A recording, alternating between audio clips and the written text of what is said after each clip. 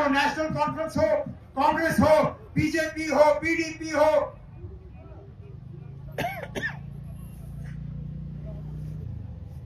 उस वक्त लोगों को इलेक्शन में लाने के लिए कहा कि इलेक्शन के बाद स्टेटहुड दिया जाएगा। आज कहते हो थोड़ी और देर इंतजार करो। बताएं कब तक?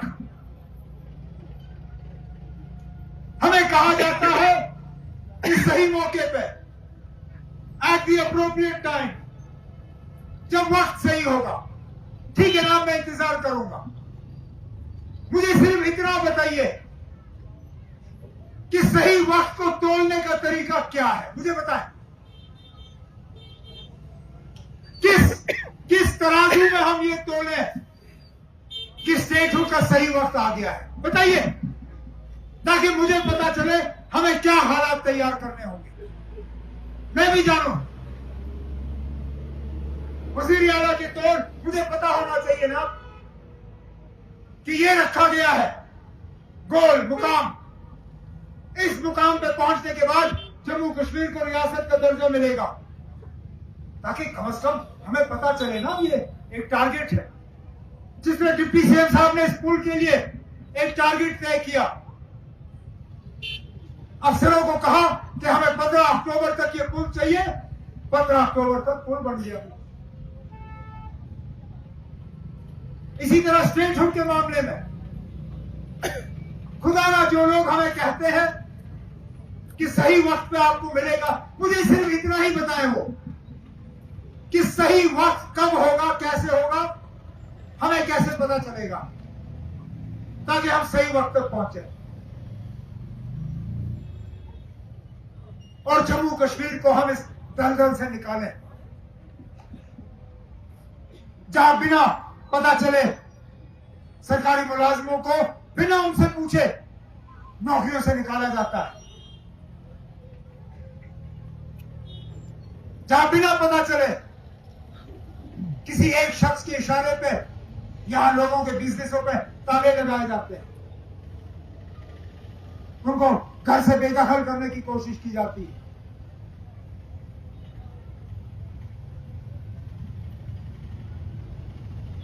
ये पुल इस बात का सबूत है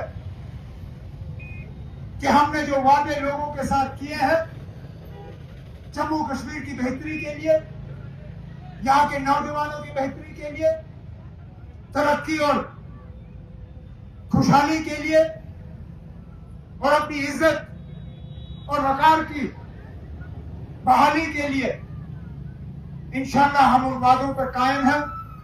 हम वो लोग नहीं है ना जो हालात का बहाना बना के अपने आप को जो है क्लीन चिट देने वाले लोग हैं। मैं वो शख्स हूं जहां ठीक होता है मैं ज्यादा खामोश रहता हूं, जहां गलती होती है या खामी रहती है मैं उस चीज को तस्लीम करता हूं। तो इस उम्मीद के साथ कि मैं और मेरे साथी लगातार इसी तरह शहर खास और श्रीनगर की तरक्की में लगे रहेंगे, क्योंकि पिछले 8 साल 10 साल से आप लोगों ने कोई तरक्की नहीं देखी। इंशाल्लाह हम वो तमाम खामियां दूर करेंगे, आपके तमाम मुतालबे हल करेंगे और फिर अपने आप को आपके सामने पेश करेंगे। लेकिन इस मौके पे मैं कमरवारी और खासकर नूरबाग के लोगों को, शाही टैंक और ईदगाह के लोगों को इस पुल पे मुबारक करते हुए सिर्फ अपने साथियों से गुजारिश करूंगा कि आप तय करिए इस पुल का नाम क्या है, क्योंकि मुझे भी समझ नहीं आता इस पुल का नाम क्या है। जब मैं घर से निकला मुझे किसी ने कहा हम कमरवारी पुल खोलने जा रहे हैं, मैंने कहा बड़ा अच्छा है। फिर आधे रास्ते किसी ने कहा ना नूरबाग पुल जाना है, मैंने कहा 2 पुल का प्रोग्राम है, कहानी ना एक ही पुल है, नाम 2 है। यहाँ पहुंचते पहुंचते फिर तीसरे ने कहा ना हम नूरजहां पुल जा रहे हैं, मैंने कहा ना नूरबाग भी तो कमरवारी भी तो नूरजहां भी एक नाम रखिए।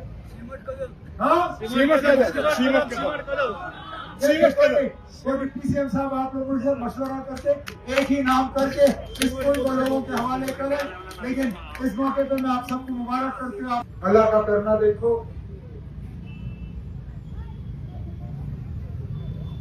14 साल पहले इस पुल पे हमने काम शुरू किया, फिर काम बंद हुआ और ऐसा लगता है जैसे कुछ लोगों ने ये पुल हमारे लिए ही रखा था कि इंशाल्लाह दोबारा नेशनल कॉन्फ्रेंस की हुकूमत बनेगी, दोबारा मुबारक गुल साहब ईदगाह के एमएलए होंगे और इस पुल के ईदगाह के तरफ नूरबाग में एक प्रोग्राम के तहत नेशनल कॉन्फ्रेंस की हुकूमत में ही 14 साल बाद इस पुल का रिबन कटेगा और ये पुल लोगों के इस्तेमाल के लायक होगा। और यही हमारी बदकिस्मती है। इतना सारा कुछ हमें कहा गया था 6 साल पहले कि 370 ये जम्मू कश्मीर की तरक्की में रुकावट है, इसको हटाएंगे तो जम्मू कश्मीर में तरक्की होगी। कहा था कि यूटी बनने में जम्मू कश्मीर के काम में और तेजी होगी। आज यहां तक के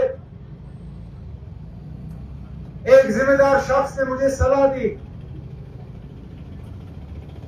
कि यूटी और स्टेटहुड पे लोगों को बेवकूफ मत बनाओ, अपना काम करो। लेकिन ये पुल उस बात का सबूत है कि इन लोगों ने झूठ और धोखे के अलावा हमें और कुछ नहीं दिया। जो काम हमने 2014 में छोड़े वो काम वहीं के वहीं रहे। मैं जहां जहां जाता हूं वही देखता हूं, चाहे वो पुल हो, चाहे सड़कें हो, चाहे अस्पताल हो, चाहे स्कूल हो। आज मेरे काकड़ा के साथी सकीना यत्तू साहब ने असेंबली में एक सवाल के जवाब के सिलसिले में यही कहा कि डिग्री कॉलेजों के ऐलान हुए, लेकिन डिग्री कॉलेजों के बिल्डिंग नहीं बने, उनके कोर्स शुरू नहीं हुए। यहां जमीन रखी गई, नए जवानों के प्लेग्राउंड के लिए प्लेग्राउंड नहीं बने। यहां जमीनें रखी गई, शॉपिंग कॉम्प्लेक्स के लिए बने नहीं। और फिर हमें कहा जाता है कि आप लोगों के काम करो, लोगों को धोखे में मत रखो। अरे जनाब, अगर हमें धोखे में रखना होता तो जो 11 साल इस पुल के लिए आपने लोगों को इंतजार करवाया था 11 साल और लगते, लेकिन वो 11 साल का इंतजार 14 साल का इंतजार हमने अपनी हुकूमत के 1 साल में मुकम्मल करके इस पुल को लोगों के हवाले किया। इसी तरह जगह जगह हम जाके निजाम ठीक कर रहे हैं। इस बात के बावजूद कि इन हालात में काम करना आसान नहीं है, हमने आज तक कभी हालात का बहाना नहीं बनाया। इस बात के बावजूद कि मौजूदा अफसरान के साथ काम करना आसान नहीं है। देखिए अपने आसपास कौन से हुकूमत का अफसर आपको दिख रहा है? जब 2011 में यहां संग बुनियाद रखा गया होगा, उस प्रोग्राम में DC, additional DC, Divcom, SSP, IG, RNB department के कमिश्नर सेक्रेटरी, पता नहीं और कितने सीनियर अफसर वहां मौके पर खड़े होते। आज जब इस पुल का इनॉग्रेशन हुआ, दिखाइए ना कौन सा अफसर है, एक अफसर दिखाइए मुझे।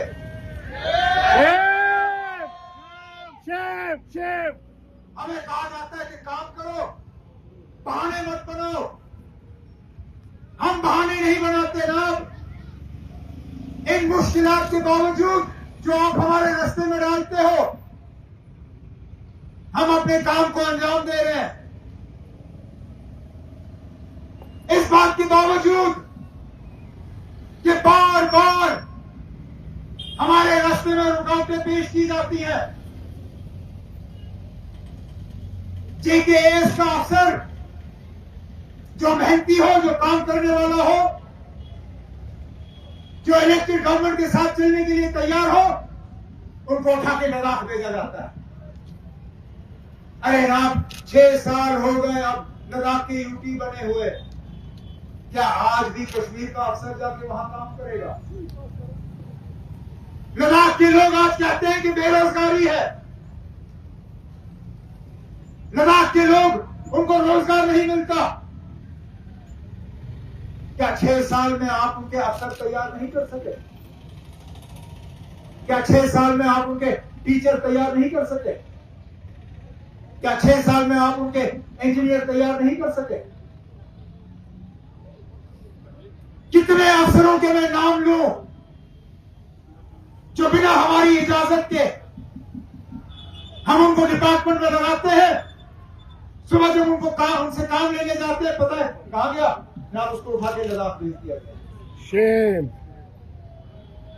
और उस बात के बावजूद इन लोगों के ये काम जो अधूरे छोड़े गए, उनको हम लोग मुकम्मल कर रहे हैं। हमने लोगों के साथ वादे किए, ये सोचते हुए कि जम्मू कश्मीर की माली हालत अब सुधारनी होगी, अब ठीक होगा, अब मरकज से पैसे मांगने की जरूरत नहीं होगी। हमें क्या मालूम था कि जिन हालात में जम्मू कश्मीर के खजाने को छोड़ दिया गया, खजाने का हाल वही। लेकिन उस खजाने के हालात के बावजूद सोशल वेलफेयर की स्कीमों में हमने इजाफा किया, चाहे वो पेंशन हो, ओल्ड एज पेंशन हो, विडो पेंशन हो, जो हम अपनी गरीब बहनों को शादी का असिस्टेंस देते हैं, शादी के लिए जो मदद दी जाती है, उसको बढ़ाया गया। यहां तक कि तमाम सरकारी बसें, ये ई बस, SRTC बस, तमाम बसों में हमने अपनी बहनों के लिए, अपनी माओ के लिए मुफ्त सवारी का जो है एक ऐलान करके इनके हवाले ये बसें की।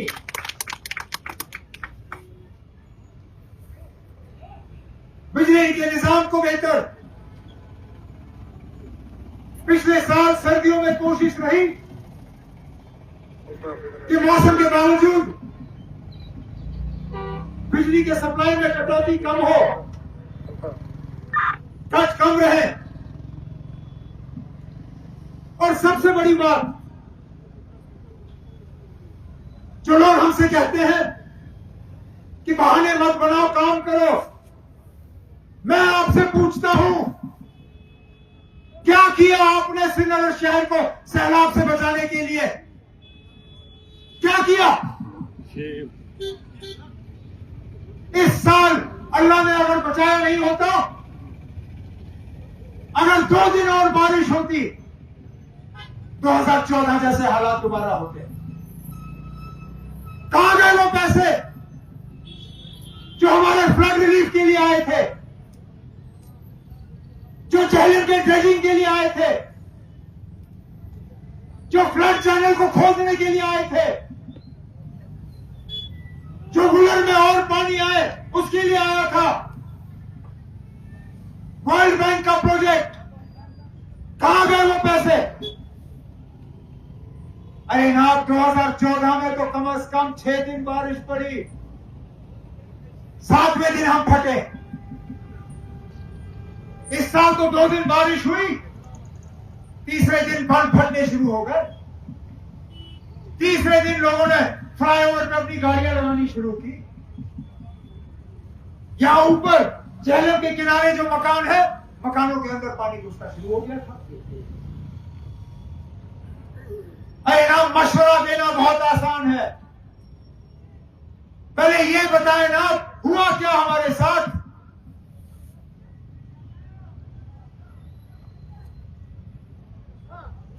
हमें मशवरा दिया जाता है कि काम करो, खुद अपने मशवरे पे अमल करो। आज जो तबाही और बर्बादी हम देख रहे हैं, आज जो बेरोजगारी, जो जीएसटी की कमाई में कमी, जो हमारे होटल खाली पड़े, हमारे रेस्टोरेंट खाली रहे, हमारे हैंडीक्राफ्ट वालों का सेल नहीं हुआ, हमारे टैक्सियां, शिकारे, हाउस बोट खाली, क्यों? क्योंकि पहलगाम में हमला हुआ। यहां की सिक्योरिटी का जिम्मेदारी किसके हाथों में? मेरे हाथों में नहीं। मेरे हाथों में होता, हमने कभी इस तरह के हालात जम्मू कश्मीर में बनने नहीं दिए। 6 साल में वजीर आला रहा, ना सिर्फ मेरे साथ एमओएस, टूरिज्म और होम, मुबारक साहब मेरे एडवाइजर और स्पीकर से एक जगह दिखाइए ना जहां टूरिस्ट को निशाना बनाया गया हो। 26 हमारे मेहमान पहलगाम में मारे जाते हैं और हमें सलाह दी जाती है काम करो। काम करना हम जानते हैं, आप अपना काम करो।